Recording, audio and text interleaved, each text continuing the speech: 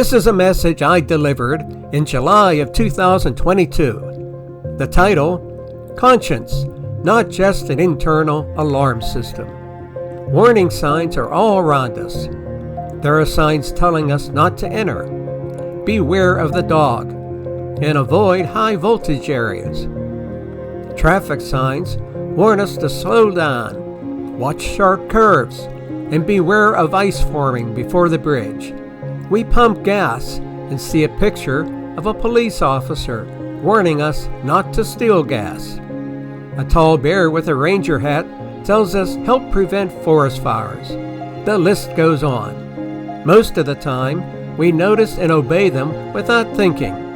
Unless, of course, they prevent us from doing something we really want to do, like diving into a refreshing swimming pool, clearly marked, no diving. Throughout our lives, we hear, see, and obey thousands of signs put there to prevent us from experiencing physical harm or death. Well, God, in His infinite wisdom, knows you and I need an internal warning system, an alarm system, to help keep us from spiritual death. It's the conscience, something not mentioned too much anymore. Pastor John MacArthur suggests conscience is, and I quote, a built-in warning system that signals us when something has gone wrong, when we've done something wrong. The conscience is to our souls what pain sensors are to our bodies. It inflicts distress in the form of guilt whenever we violate what our hearts tell us is right. But is it just a warning system, an alarm system? Or is there a more nuanced way of looking at the conscience, a way that takes faith, sin, and one's relationship with God into consideration? The Greek term for conscience is sundeasis, or a similar idea. These ideas occur more than 30 times in the New Testament, especially in Paul's epistles. The general concept of conscience can be found in almost every human culture, but it has a unique and distinct meaning for Christians and other God-fearing people. Remember the comedies and cartoons that showed a devil sitting on one shoulder and an angel on the other? The devil saying, "Go ahead, do it. Everyone else does it." The angel saying, "Nope, no way, Jose. It's not right to do that." Now that's one way of looking at it, seeing one's conscience as good or bad. Our conscience is an awareness of right and wrong, a faculty God has given us so we can refer to the norms and values we have come to recognize when making decisions. It's not just an alarm or a moral compass directing us to do right or avoid doing the wrong thing. It serves as a witness to what we already know, a glimpse of our values, who we are. Romans 2, for when Gentiles who do not have the law by nature do what the law requires, they are a law to themselves, even though they do not have the law. They show that the work of the law is written on their hearts, while their conscience also bears witness, and their conflicting thoughts accuse or even excuse them. Calvinist theologian R.C. Sproul suggests that the conscience can excuse when it ought to be accusing, and it can also accuse when it should be excusing. Yes, the conscience is an inner feeling or a quiet voice that tells us when we cross the line from right to wrong. And God has given everyone this early warning system. But as Christians, as God-fearing people, God-loving people, we owe it to ourselves for our internal salvation to make sure it is wired to godly values and norms and to take our faith seriously. Faith and conscience work together. 1 Timothy 1. The aim of our charge is love that issues from a pure heart and a good conscience and a sincere faith.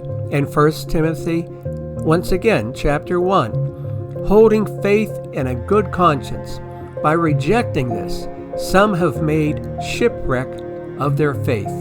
The poet and author of Les Miserables wrote this, that conscience is God in man. If conscience bears witness to our values and helps us act according to what we already know, how important then is what we know and how we acquire that knowledge? Very important. American Calvinist theologian Sam Storm writes, the conscience of the Christian is obligated and bound only by what the Bible either commands or forbids, or by what may legitimately be deduced from an explicit biblical principle.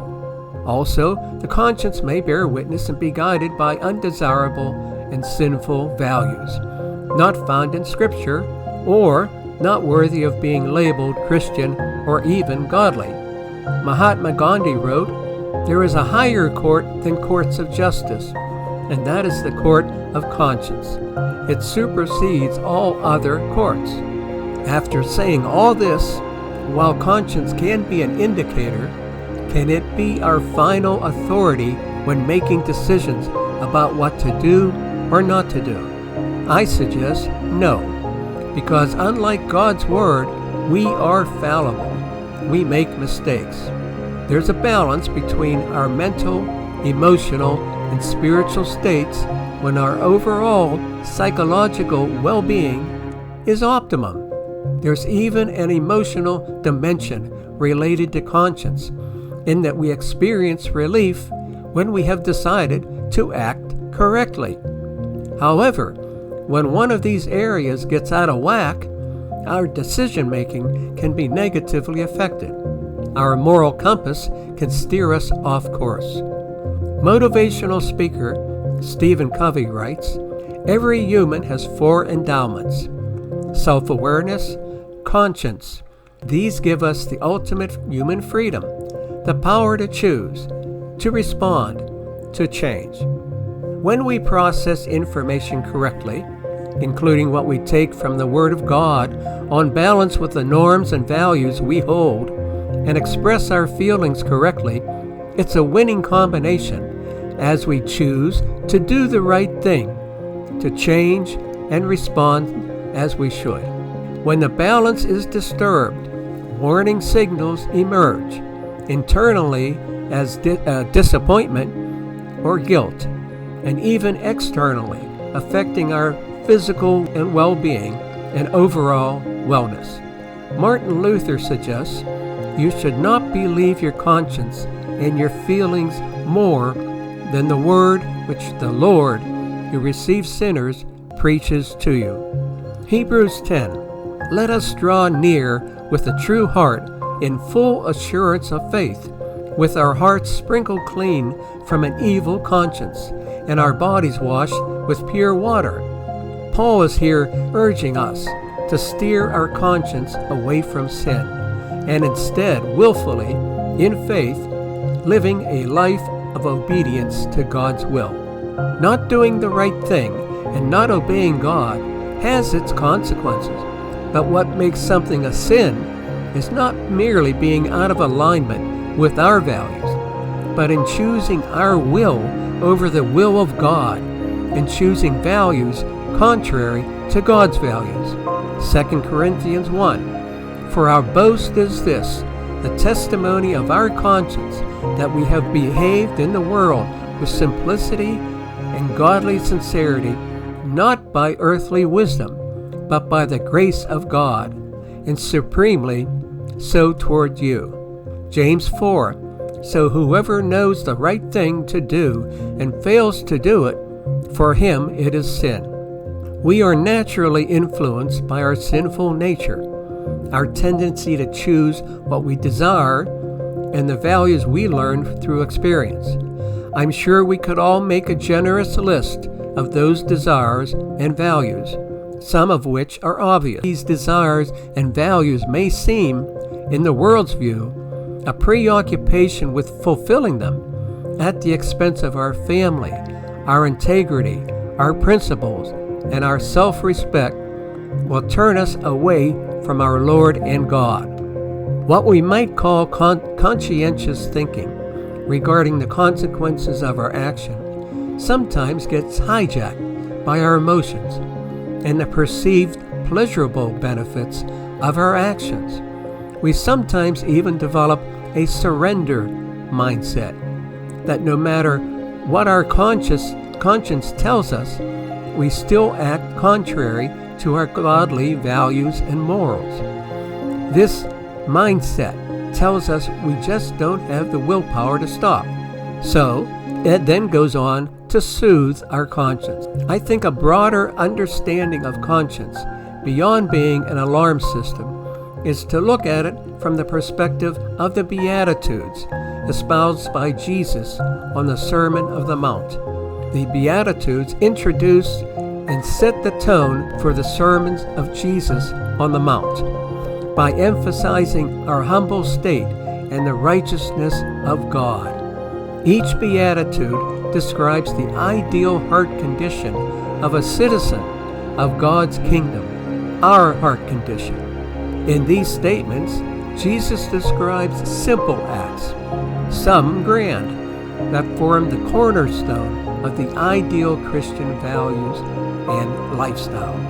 Living out the Beatitudes is as important, and perhaps more important, than legalistic do's and don'ts for God-fearing believers who want to make decisions not just based on right and wrong, but based on relationship with others and with God Himself. Charles Spurgeon writes, "A child of God should be a visible beatitude for joy and happiness, and a living doxology for gratitude and adoration." As Christians who have Jesus Christ as our personal Savior, we have the Holy Spirit to help us hear that inner voice we call conscience, loud and clear. We must call on the Holy Spirit to convict us of sin, lead us to righteousness, and remind us of the judgment that we are spared by our union with Christ Jesus. Hebrews 9. How much more will the blood of Christ, who through the eternal Spirit offered Himself without blemish to God, purify our conscience from dead works to serve the living God? What should be our prayer every day? Referring to Hebrews 13, that we have a clear conscience, desiring to act honorably in all things. Let's pray.